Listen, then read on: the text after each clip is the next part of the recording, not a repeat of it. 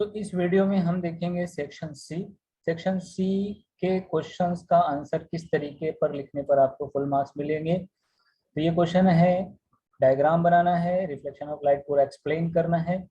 तो इसका आंसर अगर कोई स्टूडेंट इस तरीके से लिखता है, करेक्ट रे डायग्राम बनाएगा तो 1 मार्क्स मिल जाएंगे। फिर उनको एक्सप्लेन करेगा, यानी पूरा जो वर्किंग है वहाँ पर जो रे डायग्राम है उसको एक्सप्लेन करेगा तो 1 मार्क्स एक्सप्लेनेशन पे मिलेगा।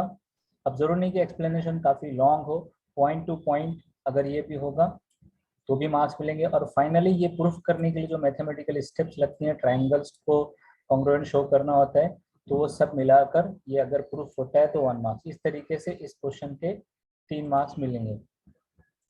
अगला क्वेश्चन था, what is magnetization, magnetic intensity and magnetic susceptibility. तो यहाँ पर 3 चीज़ों के बारे में लिखना था। तो अगर किसी ने हर एक को, तीनों को डेफिनेशन और एक्सप्लेनेशन कुछ भी लिखता है उसके बारे में करेक्ट, तीनों के बारे में अलग अलग, तो उसको मिलेंगे पूरे 3 मार्क्स। अगर इनमें से कोई 2 राइट है, 1 रॉन्ग है तो मिलेंगे 2 मार्क्स। अगला क्वेश्चन था क्वेश्चन 17। इसमें बीट फ्रीक्वेंसी प्रूफ करनी थी। तो उसके लिए ये जो एनालिटिकल मेथड था, तो ये 2 इक्वेशन y1 y2, इनमें से कोई इन इस इक्वेशन पे मिलेगा हाफ मार्क्स। फिर principle of superposition y1 plus y2 करता है तो उसका मिलेगा हाफ मार्क्स। फिर ये पूरा प्रोसेस करने के बाद इस तरीके से स्टेप आती है रिजल्टेंट की, तो इस पे मिलेगा हाफ मार्क्स। इसमें स्टेप्स जरूर नहीं कि 2 स्टेप हो, 3 स्टेप हो, करेक्ट स्टेप्स होंगे और यहाँ तक आने पर हाफ मार्क्स मिलेगा। फिर रिजल्टेंट इक्वेशन जो है उस पर हाफ मार्क्स। और फाइनली जो रिजल्टेंट एम्पलीट्यूड के थ्रू फाइनली जब ये सॉल्व करेंगे तो ये मिलेगा 1 मार्क्स। यानी कि अगर ये प्रूफ नहीं होता है तो पूरे 1 मार्क्स कैंसिल हो जाएंगे। अगला question, define inductive capacitive reactance and impedance. तो इनमें हर एक की अलग अलग डेफिनेशन चाहिए। Definition 1 marks for each. तो तीनों की अलग अलग डेफिनेशन, तीनों करेक्ट होंगी तो मिलेगा 1 मार्क्स हर एक को। अगला क्वेश्चन था derive an expression of kinetic energy. तो यहाँ पर डायग्राम विद एक्सप्लेनेशन 1 मार्क्स है। अगर किसी ने सिर्फ डायग्राम बनाई तो उसके हाफ मार्क्स कटेंगे। मे बी ये एग्जामिनर पर डिपेंड है, उसको जो इंस्ट्रक्शन मिलेगी बोर्ड के अकॉर्डिंग के, अगर सिर्फ डायग्राम बनाता है, एक्सप्लेनेशन नहीं, तो उसके पूरे 1 मार्क्स भी जा सकते हैं। अदरवाइज दोनों के हाफ आप कंसीडर करेंगे।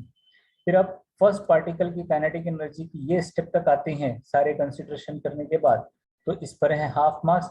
इनमें से कोई भी एक इक्वेशन पर हाफ मार्क्स है, यानी कि सारे पार्टिकल्स के लिए सेम है तो सबका कलेक्टिवली हाफ मार्क्स है।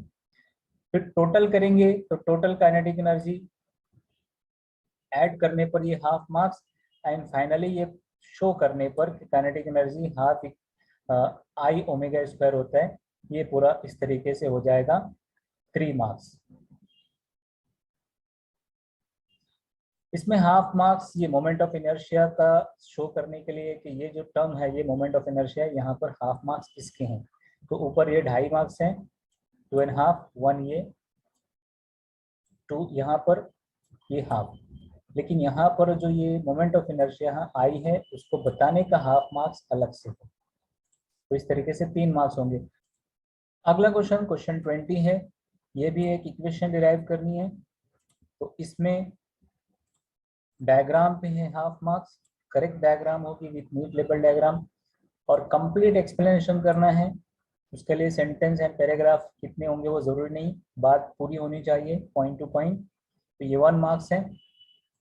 फिर इस इक्वेशन का यूज करेंगे फैराडेज लॉ का, इक्वल टू d∅dt। तो इसको लिखने का हाफ मार्क्स है। फ्लक्स सब्स्टिट्यूट करना है BLX, जो कि एक्सप्लेनेशन के अंदर मिलेगा, फ्लक्स इक्वल टू BLX। तो यहाँ पर सब्स्टिट्यूट करने का हाफ मार्क्स है। एंड फाइनली ये शो करने के लिए मिलेगा हाफ मार्क्स। तो इस तरीके से ये पूरे होंगे 3 मार्क्स इस क्वेश्चन के। इसमें से कुछ भी रॉन्ग है या कुछ भी मिसिंग है तो उसके मार्क्स नहीं मिलेंगे। क्वेश्चन 21, यहाँ भी इक्वेशन डिराइव करनी है। तो इसमें भी डायग्राम ड्रॉ करना है, हाफ मार्क्स। बहुत सारे स्टूडेंट डायग्राम भूल जाते हैं। उस डायग्राम को एंड फोर्सेस को एक्सप्लेन करना है तो हाफ मार्क्स, अगर एक्सप्लेनेशन नहीं है तो हाफ मार्क्स कट जाएंगे। फिर upward and downward forces equal है, फिर उसमें उन फोर्सेस का सब्स्टिट्यूशन, ये कंप्लीट 1 मार्क्स है। और फाइनली जो कुछ कैंसिल होता है वो कैंसिल करना है और ये शो करना है, ये इक्वेशन डिराइव करनी है फाइनली, तो ये मिलेंगे 1 मार्क्स। इस तरीके से इस क्वेश्चन के यहाँ पर हो गए 3 मार्क्स। क्वेश्चन 22, ये एक न्यूमेरिकल है, तो 3 मार्क्स के न्यूमेरिकल का मार्क्स डिस्ट्रीब्यूशन आप देख सकते हैं। ये फॉर्मूला लिखने पर है हाफ मार्क्स। फिर लायमन सीरीज की जो शॉर्टेस्ट वेवलेंथ है 912 एंगस्ट्रॉम ये गिवन है, लेकिन उसका ये 1/RH ये रिलेशन फाइंड करने के लिए पूरा हाफ मार्क्स। इस तरीके से बाल्मर के लिए हाफ मार्क्स, बाल्मर का आंसर लाया गया है वो half marks.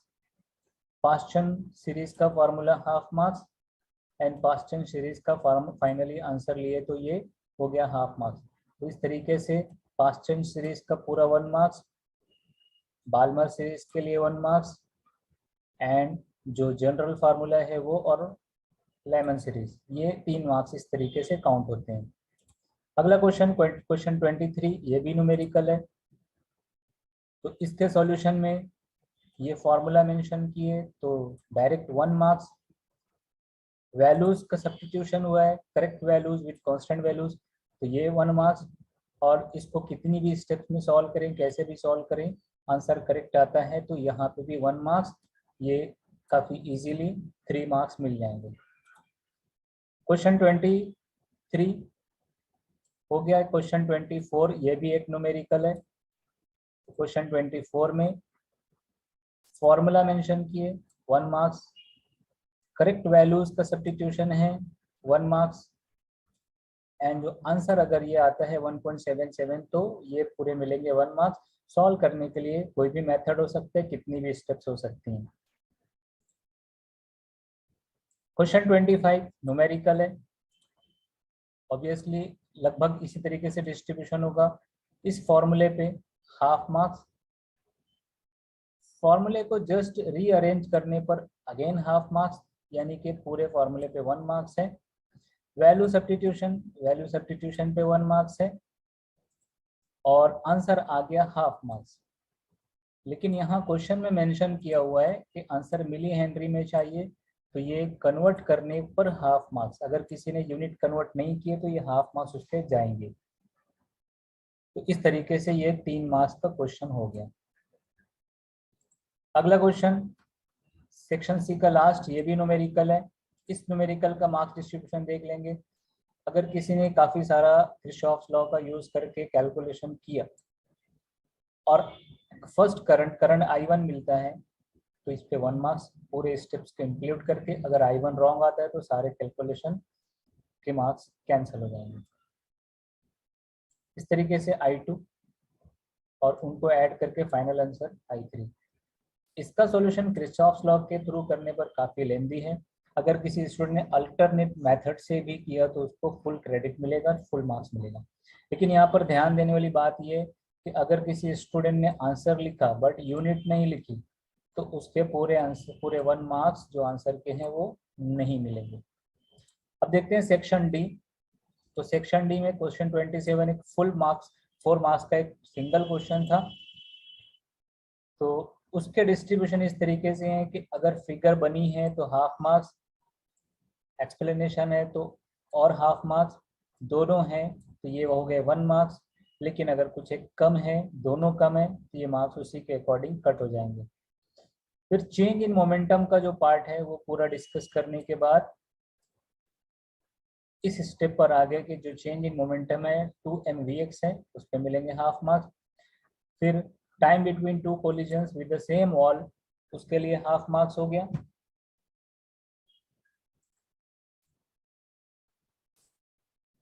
Total average force, यानी जो ये मोमेंटम चेंज अलोंग एक्स और फिर डिवाइडेड बाय टाइम करने के बाद एवरेज फोर्स अलोंग एक्स, इस तरीके से अलोंग जो टोटल है उसका एवरेज प्रेशर। तो ये सब जो अंडरस्टूड है, अगर स्टूडेंट करेक्टली आगे बढ़ता है स्टेप बाय स्टेप तो उसको इस तरीके से हाफ हाफ मार्क्स उसके ऐड होते जाएंगे।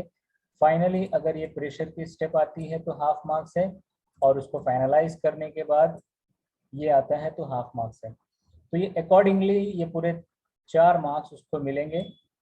फिगर एक्सप्लेनेशन पे 1, और ये सारे स्टेप बाय स्टेप करते चले गए तो 1 मार्क्स हाफ हाफ मार्क्स उसके ऐड होते जाएंगे, और अगर सब कुछ करेक्ट है तो पूरे फुल 4 मार्क्स मिल जाएंगे। अगला क्वेश्चन 28, ये भी फुल 4 मार्क्स का क्वेश्चन है। What is rectifier? तो यहाँ पर रेक्टिफायर की डेफिनेशन भी चाहिए और हाफ वेव रेक्टिफायर का एक्सप्लेनेशन भी चाहिए। तो इसके लिए रेक्टिफायर क्या होता है विद एक्सप्लेनेशन, ये मिलेगा 1 मार्क्स। फिर हाफ वेव रेक्टिफायर का जो सर्किट डायग्राम है उस पर 1 मार्क्स, उसकी वर्किंग डिस्कस किए एक सिंपल से पैराग्राफ में तो 1 मार्क्स, और जो ग्राफ है यानी कि जो इनपुट आउटपुट वेव फॉर्म है वो अगर बनी है करेक्ट तो वो पूरे 1 मार्क्स। इस तरीके से सब कुछ सेटिस्फाइड है तो पूरे मिलेंगे 4 मार्क्स। मान लो इसमें एक्सप्लेनेशन या डेफिनेशन नहीं लिखा है स्टूडेंट ने, हाफ वेव रेक्टिफायर का पूरा कंप्लीट आंसर है तो इसको सिर्फ मिलेंगे 3 मार्क्स। किसी ने सिर्फ डेफिनेशन लिखकर छोड़ दी कि रेक्टिफायर क्या होता है तो 1 मार्क्स मिल जाएंगे। क्वेश्चन 29, ये 2+2 है यानी 2 थियरी 2 न्यूमेरिकल।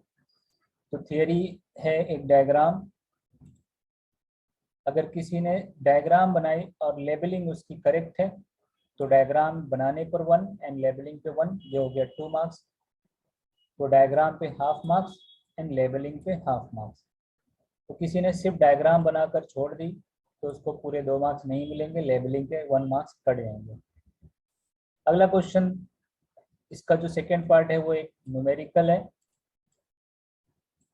इस न्यूमेरिकल का आंसर का जो डिस्ट्रीब्यूशन है उसी के अकॉर्डिंग होगा, जैसे 2 मार्क्स के न्यूमेरिकल होते हैं। तो फॉर्मूले पे हाफ, वैल्यूज का सब्स्टिट्यूशन हाफ, एंड जितनी भी स्टेप्स में सॉल्व करना है सॉल्व करने के बाद करेक्ट आंसर आता है तो 1। क्वेश्चन 30, ये भी 2+2 है। इसमें सेकेंड पेंडुलम की 1 लाइन की डेफिनेशन लिखनी है, 1 मार्क्स मिल जाएंगे। उसके फॉर्मूले को 2 से 3 स्टेप में एक्सप्लेन करना है, 1 मार्क्स। तो ये 2 मार्क्स यहाँ हो गए थ्योरी के। अब जो 2 मार्क्स न्यूमेरिकल है ऑब्वियसली इसका डिस्ट्रीब्यूशन भी उसी तरीके से होगा। फॉर्मूला लिखने पे है हाफ मार्क्स, फिर वैल्यू सब्स्टिट्यूशन का है हाफ मार्क्स, यहाँ ओमेगा मिल जाता है। ओमेगा के थ्रू पीरियोडिक टाइम फाइंड किए तो 1 मार्क्स। स्टूडेंट्स इसको किसी और अल्टरनेट मेथड से भी सॉल्व कर सकते हैं, तो यहाँ पर उनको इस न्यूमेरिकल के पूरे 2 मार्क्स मिल जाएंगे। अगला क्वेश्चन, क्वेश्चन 31, ये भी 2 मार्क्स थ्योरी 2 मार्क्स न्यूमेरिकल है। तो इसमें डी ब्रोगली वेवलेंथ को एक्सप्लेन करना है डिटेल में, तो उसको मिलेंगे 1 मार्क्स। फिर अगर उसने एक्सप्लेनेशन के साथ में ये फॉर्मूले भी मेंशन किए मोमेंटम का, h/λ फॉर फोटोन, और उसको रिवर्स करके डी ब्रोगली वेवलेंथ, तो ये पूरे 2 मार्क्स स्टूडेंट के खाते में। और इसमें जो 2 मार्क्स का न्यूमेरिकल है वर्क फंक्शन वाला थ्रेशोल्ड वेवलेंथ, तो यहाँ पे फॉर्मूला लिखने पे हाफ मार्क्स, वैल्यूज सब्स्टिट्यूट किए हैं करेक्ट वैल्यू तो हाफ मार्क्स, और जैसे भी सॉल्व करना है सॉल्व करके आंसर आता है तो हाफ मार्क्स। तो यहाँ पर ये एक जनरल आइडिया आपको मिल गया कि एग्जामिनर्स जो है वो क्वेश्चन पेपर को कैसे, आंसर शीट को कैसे चेक करते हैं और कैसे उनको मार्क्स देना होता है। तो फिजिक्स में स्पेशली कुछ भी कैसे भी लिख कर मार्क्स नहीं मिलता है। स्टूडेंट्स जो बहुत सारे स्टूडेंट्स फेकम फाक करते हैं उस पर कोई मार्क्स नहीं है, पॉइंट टू पॉइंट बातें लिखनी होती हैं और कट टू कट मार्क्स उनको मिलते हैं।